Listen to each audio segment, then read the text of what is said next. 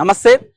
ఏదైతే కాంగ్రెస్ పార్టీ 6 గ్యారెంటీలు ఇచ్చిందో దాంతో పాటు 7వ గ్యారెంటీ అయినటువంటి డెమోక్రసీ లేకపోతే కాపాడాలి అంటే ప్రజాస్వామ్యం అది కాపాడాలనే ఉద్దేశంతో చాలా సార్లు కాంగ్రెస్ పార్టీ ఆ రాజ్యాన్ని లేకపోతే ఇందిరమ్మ రాజ్యాన్ని తీసుకొస్తామని చెప్పడం జరిగింది. దాన్ని 7వ గ్యారెంటీ అని అమలు చేయాలని చెప్పేసి ఈరోజు ఐఎఫ్టిఓ వాళ్ళు పెద్ద ఎత్తున ధర్నా నిర్వహించడం జరిగింది. దానికి సంబంధించి మనతో మాట్లాడడానికి ఆల్ ఇండియా జనరల్ సెక్రటరీ మనతో పాటు ఉన్నారు. నమస్తే అన్న. నమస్తే అండి.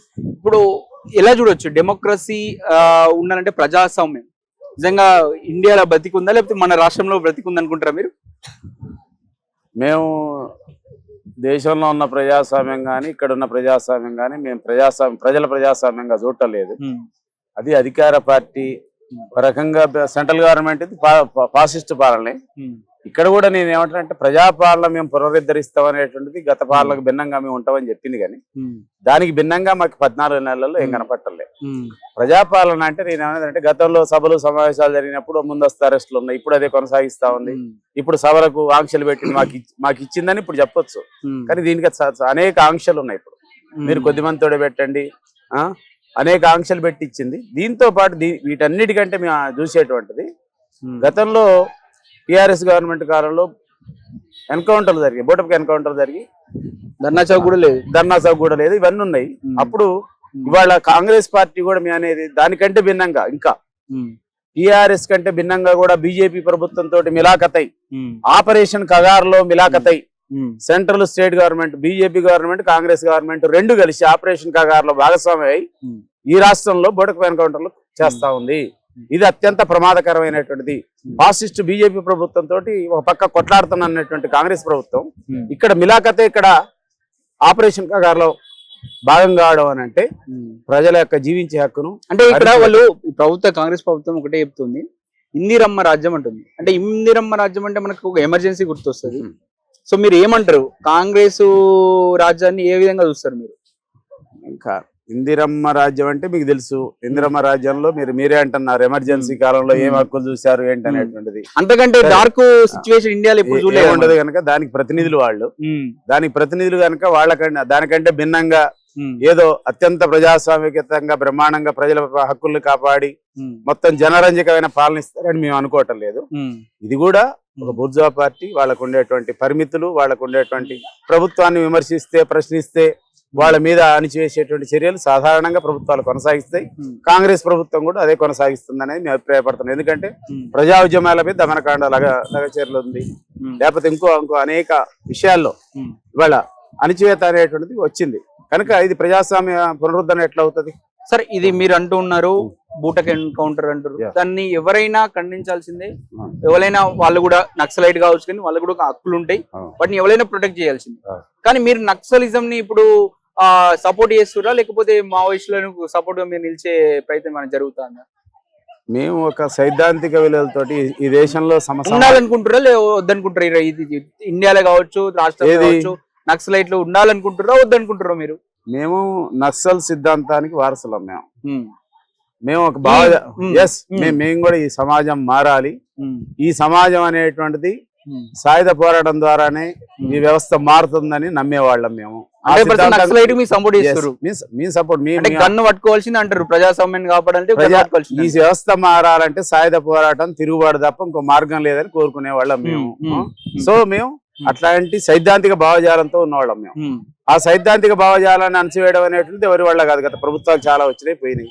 అట్లాంటప్పుడు ప్రభుత్వాన్ని ఇట్లా బూటక్ ఎన్కౌంటర్ అని ఇంకో ఏదో పేరుతో మీరు ఇట్లా తిట్టడం ఎట్లా కరెక్ట్ అవుతుంది? రాజ్యాంగం విరుద్ధంగా గన్ను పట్టుకొని మేము ప్రజాస్వామ్యాన్ని కాపాడుతాం లేకపోతే మానవుల హక్కులు కాపాడుతాం అని మీరు అంటే దానికి రాజ్యాంగానికి వ్యతిరేకంగా మీరు వివరించినప్పుడు ప్రభుత్వం మీద కఠినంగా ఉండడం ఎట్లా తప్పవుతుంది? ఇప్పుడు ఒక్కొక్కళ్ళకి ఒక ఆచరణ, సైద్ధాంతిక ఆచరణ ఉంటది. వాళ్ళు గన్నులు పట్టుకుంటే వాళ్ళని పట్టుకొని మీరు శిక్షించండి, ఎన్కౌంటర్ చేసే రైట్ మీకు ఎక్కడది?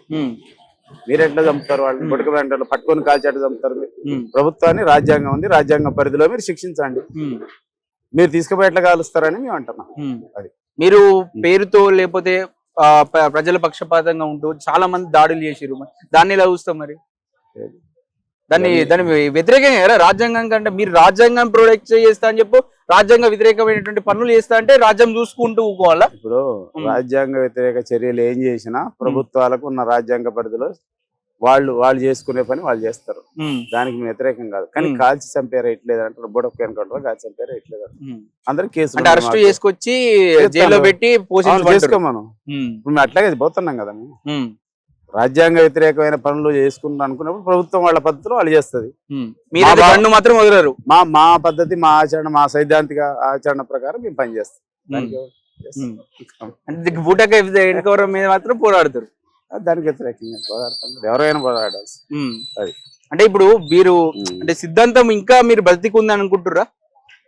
సిద్ధాంతం మార్క్సిజం అనేటువంటిది, మార్క్సిజం లెనిజం ఆలోచన విధానం అనేది ఈ సమాజం ఉన్నంత కాలం ఉంటుంది. ఎందుకుంటదంటే పెట్టుబడిదారీ సమాజం అనేది ఎప్పుడు కూడా ఈ ఇప్పుడున్నటువంటి సమస్యలకు మూల పరిష్కారం ఏం కనుగొనదు. మార్క్స్ సిద్ధాంతం ప్రకారం వాళ్ళ సమాజం అనేటువంటిది అసమానత లేని సమాజం రావాలంటే మార్క్సిజం తప్ప ఇంకో మార్గం లేదు. కనుక రేపు ఇవాళ కాకపోతే రేపైనా మన సమాజం అయినా, ప్రపంచంలో ఏ సమాజం అయినా మార్క్సిజం అయిపోవాల్సిందే, మూలాలు అక్కడ కనుక్కోవాల్సిందే, సమస్య పరిష్కారం కూడా అక్కడ కనుక్కోవాల్సిందే. అంటే ఎర్ర జెండాలు ఎందుకు ఆలోచిస్తలేవు? ప్రజాస్వామ్యంగా పోదాం, రాజ్యాంగబద్ధంగా పోదాం. ఏదైతే ఓటు గణన ఓటు ఆయుధంగా పట్టుకొని ప్రజాస్వామ్యం అట్లా న్యాయం చేద్దామని జనాలకు పోయే ప్రయత్నం ఎందుకు చేస్తలేరు? మీరు 75 సంవత్సరాల నుంచి ఓట్లేస్తున్నారు కదా ప్రజలు, ఎందుకు సమస్యలు పరిష్కారం కాలేదంటారు? మీరే కదా సార్, ఒకసారి గన్ను పట్టుకుంటా అంటారు, ఒకసారి ఓటు పట్టుకుంటా అంటారు, ఇంకో పార్టీతో ఈరోజు కాంగ్రెస్ తో సపోర్ట్ అవుతారు. మీరు స్టాండర్డ్ నిలుగా ప్రజల్ని నిందితులు చూపిస్తారు. ఎప్పుడు కాంగ్రెస్ కు సపోర్ట్ చేయం, సిపిఐ కలిసి ఉంటలేవా? వాళ్ళతో మాకేం సంబంధం? వాళ్ళు కూడా ఎర్ర జెండాల కిందకి కదా. జెండాలు వేరు, మా విప్లవ కార్యాచరణ వేరు. అంటే మీరందరూ ఒకటి కాకుండా మీరు 4 సంఘాలు పెట్టుకున్నారు. తేడాలు ఉంటాయి కదా, తేడాలు ఉంటాయి. ఎందుకుండవు? సైద్ధాంతికమైనటువంటి తేడాలు చాలా ఉంటాయి కదా, ఉంటాయి. కంపల్సరీ అంటారు. ఐక్యంగా అనే ప్రసక్తి ఉండదు. ఐక్యం కావాల్సిన అవసరం వచ్చినప్పుడు ఐక్యం అవుతాం. ఒకే సైద్ధాంతిక భావజాలంతో ఉన్న వాళ్ళు ఒకే గొడుగు కింద ఉంటారు, లేనప్పుడు బయట ఉంటారు. మొదటి సిపిఐ వచ్చింది, సిపిఎం వచ్చింది, మా పార్టీలు వచ్చినాయి. సైద్ధాంతిక తేడాలు ఉన్నాయి కనుక వాళ్ళ విధానం వేరు, మా విధానం వేరు. వ్యవస్థ ఎట్లా మారాలనే దాంట్లో వాళ్ళ విధానం వేరు, మా విధానం వేరు. మా ఆలోచన వేరు, వాళ్ళ ఆలోచన వేరు. కనుక వాళ్ళు ఎర్ర జెండాలు విడిపోవడానికి ప్రధాన కారణం ఆధిపత్య ధోరణి అంటారు. ఇక ఒకరి దాని నుంచి ఒకరు తప్ప ఇక్కడ మీ సిద్ధాంతాలు కట్టుబడి లేనటువంటి సిచ్యువేషన్, నాయకులు లేకపోవడం వల్ల ఈ సిచ్యువేషన్ వచ్చిందని ఆరోపణలు ఉన్నాయి. మీరేమంటారు? ఆధిపత్య ధోరణి అనేటువంటిది అది చీలికలకే మూలం కాదు, ఐక్యత కదేం అడ్డు కాదు. కనుక మేము ఇప్పుడున్నాం, నోడమకసిలు గతంలో చీలిపోయాను, కలుస్తున్నాం. దేశంలో చాలా విప్లవ సంస్థలు కలిసి పనిచేస్తాయి. దాని ఒక విప్లవం అంటే బలంగా ఉండాలంటే ఐక్యత ఇంపార్టెంట్ ఏమో, అవసరమే కాదని ఎవరంటారు? దాన్ని ఐక్యత అవసరం కనుకనే వీలున్న విప్లవ సంస్థలతో దేశంలో మేము ప్రయత్నాలు చేస్తున్నాం. విప్లవ సంస్థల మధ్య ఐక్యత కోసం ప్రయత్నాలు జరుగుతున్నాయి. సిద్ధాంతంగా బలమైన నాయకులు లేకపోయిన వల్ల ఇదే సిచ్యువేషన్ వచ్చింది ఒక ఆరోపణ ఉంది. మీరేమంటారు? నాయకుల సమస్య కాదు కానీ సమాజంలో అనేక మార్పులు జరుగుతూ ఉంటాయి. ఒక ప్రభుత్వాలు మారుతూ ఉంటాయి. వాటికి అనుగుణంగా ప్రజల ఆశలు కూడా వాళ్ళకి అనుకూలంగా కూడా ప్రభుత్వాల మీద ఆశలు ఉంటాయి. ఉద్యమాలు తగ్గుతాయి, అప్ అండ్ డౌన్స్ ఉంటాయి. అంటే సమాజం మిమ్మల్ని వద్దనుకుందా? సమాజం వద్దనుకునేది ఎప్పుడు ఉండదు మమ్మల్ని. మేము పనిచేసేది అట్టడుగు వర్గాల్లో, గిరిజనుల్లో, వెనకబడ్డ ప్రాంతాలలో మీ ఉద్యమాన్ని ఎవరు తప్పబడతలేదు. కానీ అది ఓటుగా ఎందుకు మలవలేకపోతున్నారు? ఓట్లు వేరు, ఉద్యమాలు వేరు. ఓటు వేరు, ఉద్యమాలు వేరు. ఓట్లు మనం ఉద్యమాలు చేసిన తర్వాత ఉద్యమాలు చేస్తే ఓట్లు వస్తాయి అనేటువంటి మాకేం భ్రమ. అంటే మీరు నాకంటే ఎక్కువ చూసి ఉంటారు, గ్రౌండ్ లో ఎక్కువ తిరిగి ఉంటారు. అంటే వాళ్ళు ఏమంటే మీ ఉద్యమాలను విశ్వసిస్తలేరా, లేకపోతే మీ అధికారం వస్తే వాళ్ళకి ఇబ్బంది అవుతుంది అనుకుంటారా జనాలు? ఏది క్లారిటీ ఒకటి ఇవ్వాలి. కాదు, మేము ఉద్యమాలు చేస్తాం. వాళ్ళు ఉన్నటువంటి బూర్జా ప్రభుత్వాలు వాళ్ళకు అనుకూలంగా ఎట్లా ఏంటి అనేటువంటి వాళ్ళ ప్రయత్నాలు వాళ్ళు చేస్తారు. ప్రజలు వాళ్ళ హామీలు ఉన్నాయి, ఇస్తారు. కాసేపు అమలు కాకపోతే ఏం చేస్తారు? మళ్ళీ ఉద్యమాలు చేయటమే కదా. హామీలు ఇచ్చారు, హామీలు అమలు కాకపోతే ఎవరు చేయాలి ఉద్యమాలు? ఇప్పుడు మేమే చేస్తాం. మళ్ళీ ఎర్రజెండాలు మేమే చేస్తాం, విప్లవ శక్తులంగా మేమే చేస్తాం. ప్రజల తరపున మేమే ఉంటాం. ఏమన్నా కేసులు వేసారా ఎన్కౌంటర్ విషయంలో? ఏమన్నా మీరు ఇప్పటి వరకు ఎన్కౌంటర్స్ వీళ్ళు ఏపీసీఎల్ తెలంగాణ సివిల్ లిబర్టీస్ వాళ్ళు ఉన్నారు, వాళ్ళు కేసులు వేస్తారు. వాళ్ళ పని వాళ్ళు చేస్తారు. గట్టిగా మీ ప్రొటెక్ట్ చేసుకుంటారా కంపల్సరీ? వాళ్ళది వాళ్ళు చేస్తారు, వాళ్ళ సంఘం ఉంది కదా, వాళ్ళ పని చేస్తారు. ఓకేనా? Okay right. ఇది చూస్తా ఉంటే ఏది ఏమైనప్పటికీ ఎర్ర జెండాలు ఐక్యం కావాలి, ప్రజలు కూడా కోరుకుంటున్నారు. కానీ వాళ్ళు ఉన్నటువంటి నాయకులు ఉన్నటువంటి వైఫల్యాల కారణంగా ఈ ఎర్ర జెండాలు ఏకం కాకపోతున్నాయి.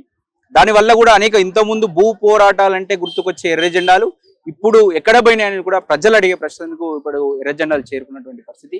కెమెరా వెంకటేష్తో అక్షిత్, హైదరాబాద్.